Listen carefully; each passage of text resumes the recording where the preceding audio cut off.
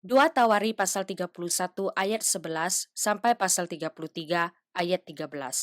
Kemudian Hizkia menyuruh menyediakan bilik-bilik di rumah Tuhan dan mereka menyediakannya. Dan dengan setia mereka membawa segala persembahan khusus, persembahan persepuluhan, dan persembahan-persembahan kudus itu ke sana. Konania seorang Lewi mengawasi semuanya dan Simei saudaranya adalah orang kedua. Sedang Yehiel, Azazia, Nahat, Asael, Yerimot, Yozabad, Eliel, Yishmakia, Mahat, dan Benania adalah penilik di bawah Konania dan Simei saudaranya itu sesuai dengan petunjuk Raja Hizkia dan Azaria, kepala rumah Allah. Dan Kore bin Yimna, seorang Lewi, penunggu pintu gerbang di sebelah timur, mengawasi pemberian-pemberian sukarela untuk Allah, serta membagi-bagikan persembahan khusus yang untuk Tuhan dan persembahan-persembahan maha kudus. Di kota-kota imam, ia dibantu dengan setia oleh Eden, Minyamin, Yesua, Semaya, Amaria, dan Sekania dalam pembagian itu kepada saudara-saudara mereka menurut rombongan kepada orang dewasa dan anak-anak, kecuali kepada setiap orang yang masuk ke rumah Tuhan, menurut hari-hari yang ditetapkan, menurut tugas jabatan yang ditugaskan kepadanya, dan menurut rombongannya, yakni mereka yang tercatat dalam daftar sebagai laki-laki yang berumur 3 tahun ke atas. Para imam dicatat dalam daftar menurut puak-puak mereka, sedang orang-orang Lewi yang berumur 20 tahun ke atas dicatat menurut tugas dan rombongan mereka. Para imam terdaftar dengan seluruh keluarga mereka, yakni istri, anak laki-laki, dan perempuan, seluruh kaum itu, karena dengan setia mereka menguduskan diri untuk persembahan kudus. Bagi keturunan Harun, yakni imam-imam, yang tinggal di padang-padang pengembalaan sekitar kota-kota mereka, di setiap kota ada orang-orang yang ditunjuk dengan disebut namanya, untuk mengadakan pembagian kepada setiap orang laki-laki dari keluarga imam dan kepada setiap orang Lewi yang terdaftar. Demikianlah perbuatan Hizkia di seluruh Yehuda. Ia melakukan apa yang baik, apa yang jujur, dan apa yang benar di hadapan Tuhan Allahnya, dalam setiap usaha yang dimulainya untuk pelayanannya terhadap rumah Allah dan untuk pelaksanaan Taurat dan perintah Allah yang mencari Allahnya. Semuanya dilakukannya dengan segenap hati, sehingga segala usahanya berhasil. Setelah peristiwa yang menunjukkan kesetiaan Hizkia itu, datanglah Senherib, Raja Asyur, menyerbu Yehuda. Ia mengepung kota-kota berkubu dan berniat merebutnya. Ketika Hizkia mengetahui bahwa Senherib datang hendak memerangi Yerusalem, ia berunding dengan para panglima dan pahlawannya untuk menutup segala mata air yang terdapat di luar kota, dan mereka itu bersedia membantunya. Maka berkumpullah banyak orang, mereka menutup semua mata air dan sungai yang mengalir dari tengah-tengah negeri itu. Kata mereka, "Mengapa raja-raja Asyur harus mendapat banyak air kalau mereka datang?" Dengan sekuat tenaga Hizkia membangun kembali seluruh tembok yang telah terbongkar, mendirikan menara-menara di atasnya dan tembok yang lain di luarnya. Ia memperkuat juga Milo di kota Daud dan membuat lembing dan perisai dalam jumlah yang besar. Ia mengangkat panglima-panglima perang yang mengepalai rakyat, menyuruh mereka berkumpul kepadanya di halaman pintu gerbang kota dan menenangkan hati mereka dengan kata-kata, "Kuatkanlah dan teguhkanlah hatimu. Janganlah takut dan terkejut terhadap Raja Asyur serta seluruh laskar yang menyertainya, karena yang menyertai kita lebih banyak daripada yang menyertai dia. Yang menyertai dia adalah tangan manusia, tetapi yang menyertai kita adalah Tuhan, Allah kita, yang membantu kita dan melakukan peperangan kita." Oleh kata-kata Hizkia Raja Yehuda itu, rakyat mendapat kepercayaannya kembali. Sesudah itu Sanherib Raja Asyur yang sedang mengepung Lakis dengan seluruh kekuatan tentaranya mengutus beberapa pegawai ke Yerusalem kepada Hizkia Raja Yehuda dan kepada semua orang Yehuda yang ada di Yerusalem dengan pesan, "Beginilah titah Sanherib Raja Asyur. Apakah yang kamu harapkan maka kamu tinggal saja di Yerusalem yang terkepung ini? Bukankah Hizkia memperdayakan kamu supaya kamu mati kelaparan dan kehausan dengan mengatakan, Tuhan Allah kita akan melepaskan kita dari tangan Raja Asyur? Bukankah Hizkia ini yang menjauhkan segala bukit pengorbanan dan mezbah Tuhan itu dan berkata kepada Yehuda dan Yerusalem, hanya di depan satu mezbah kamu harus sujud, menyembah, dan membakar korban di atasnya? Tidakkah kamu ketahui apa yang aku dan nenek moyangku lakukan terhadap semua bangsa negeri-negeri lain? Apakah para allah bangsa-bangsa segala negeri itu pernah berhasil melepaskan negeri mereka dari tanganku? Siapa daripada semua allah bangsa-bangsa yang sudah ditumpas nenek moyangku itu dapat melepaskan bangsanya dari tanganku? Masakan Allahmu dapat melepaskan kamu dari tanganku? Sekarang, janganlah Hizkia memperdayakan dan membujuk kamu seperti ini. Janganlah percaya kepadanya, karena tidak ada Allah dari bangsa atau kerajaan manapun yang dapat melepaskan bangsanya dari tanganku dan dari tangan nenek moyangku. Lebih-lebih lagi, Allahmu itu takkan dapat melepaskan kamu dari tanganku. Dan masih banyak lagi yang diucapkan pegawai-pegawai Sanherib itu menentang Tuhan Allah dan menentang Hizkia hambanya. Ia menulis juga surat yang penuh cela dan hujat terhadap Tuhan Allah Israel.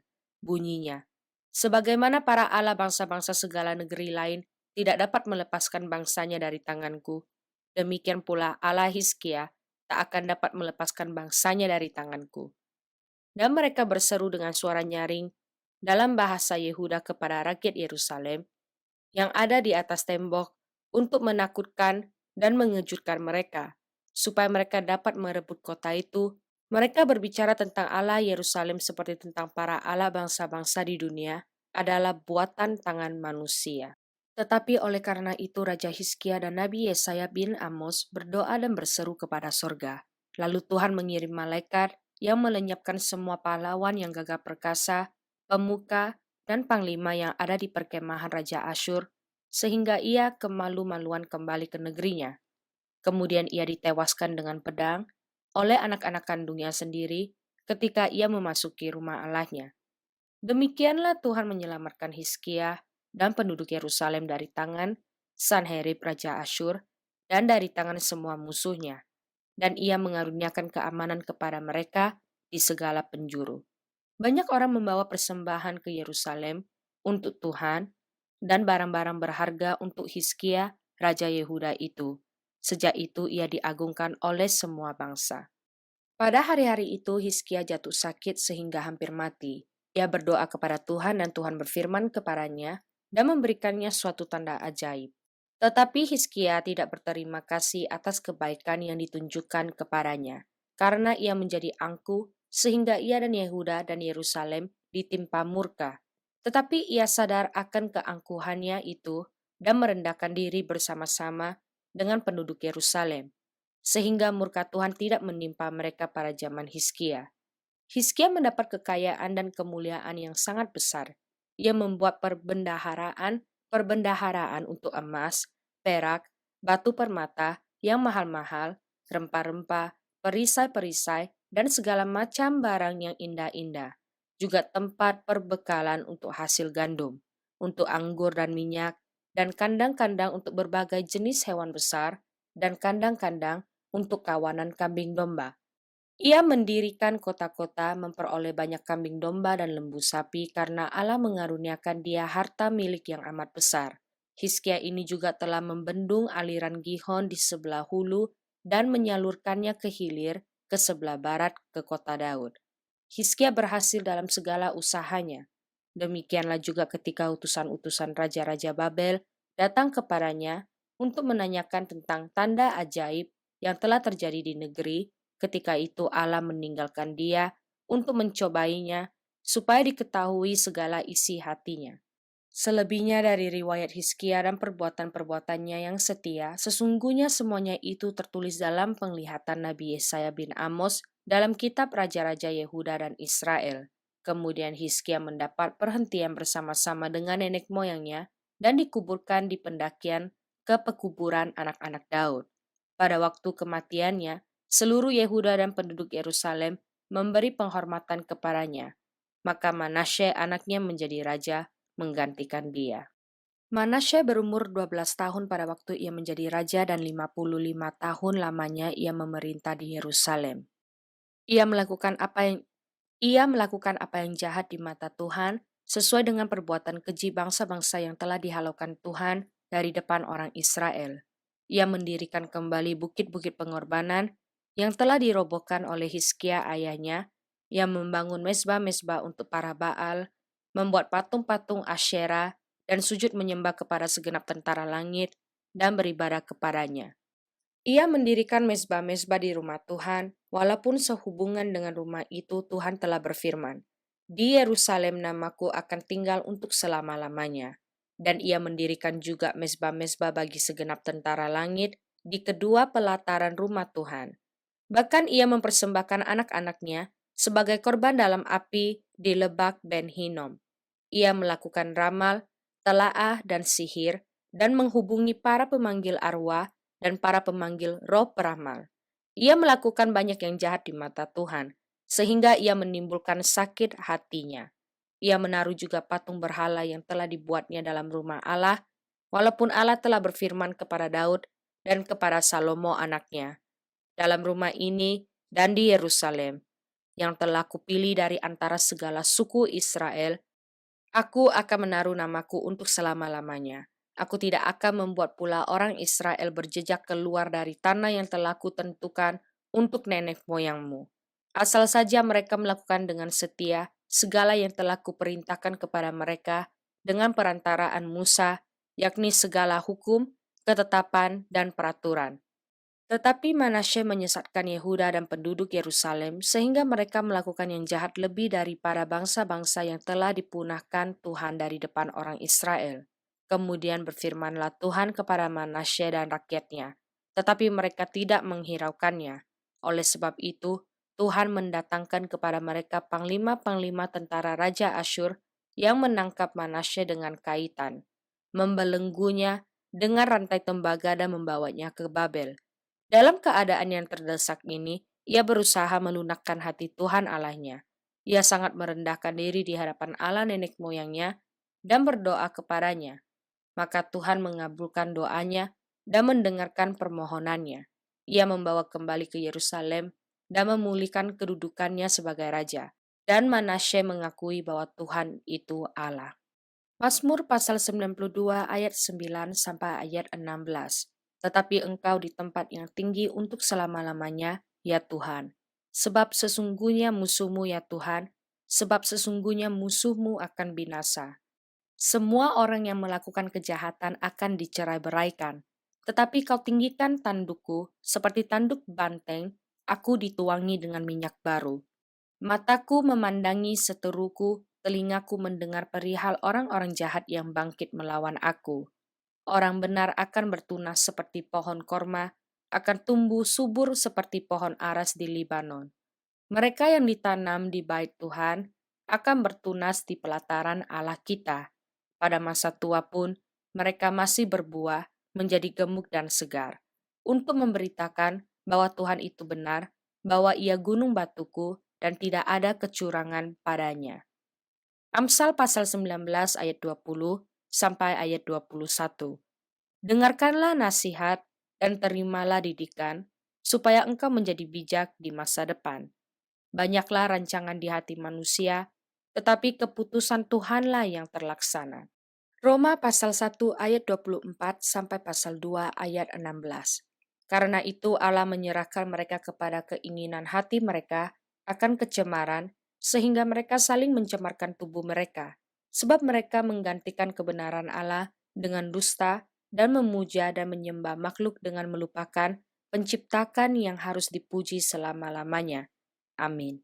Karena itu Allah menyerahkan mereka kepada hawa nafsu yang memalukan, sebab istri-istri mereka menggantikan persetubuhan yang wajar dengan yang tak wajar.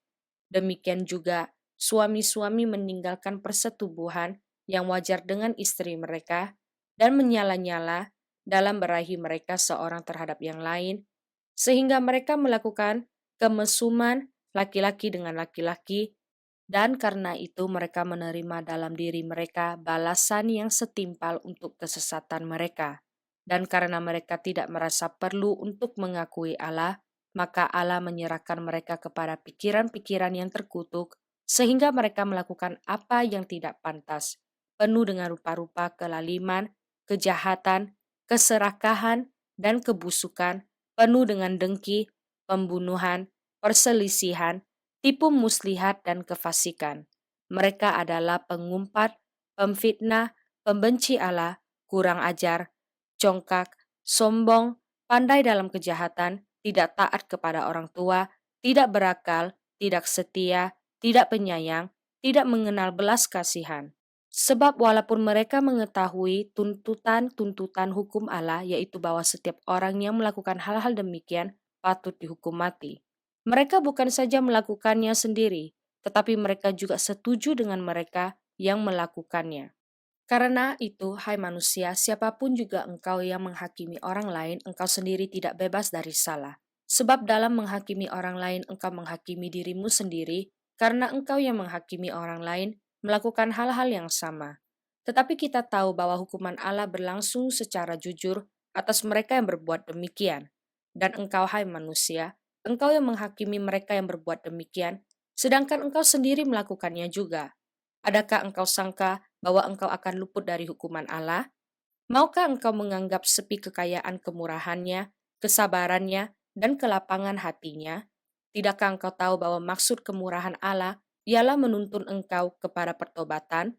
Tetapi oleh kekerasan hatimu yang tidak mau bertobat, engkau menimbun murka atas dirimu sendiri pada hari waktu mana murka dan hukuman Allah yang adil akan dinyatakan. Ia akan membalas setiap orang menurut perbuatannya, yaitu hidup kekal kepada mereka yang dengan tekun berbuat baik, mencari kemuliaan, kehormatan, dan ketidakbinasaan, tetapi murka dan geram kepada mereka yang mencari kepentingan sendiri, yang tidak taat kepada kebenaran, melainkan taat kepada kelaliman. Penderitaan dan kesesakan akan menimpa setiap orang yang hidup yang berbuat jahat, pertama-tama orang Yahudi dan juga orang Yunani.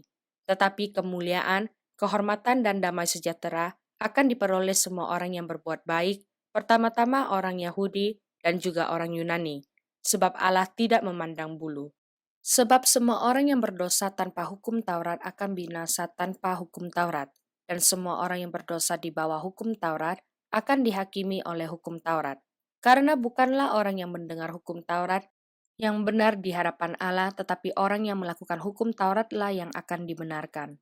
Apabila bangsa-bangsa lain yang tidak memiliki hukum Taurat oleh dorongan diri sendiri melakukan apa yang dituntut hukum Taurat, maka walaupun mereka tidak memiliki hukum Taurat, mereka menjadi hukum Taurat bagi diri mereka sendiri. Sebab dengan itu mereka menunjukkan bahwa isi hukum Taurat ada tertulis di dalam hati mereka, dan suara hati mereka turut bersaksi, dan pikiran mereka saling menuduh atau saling membela.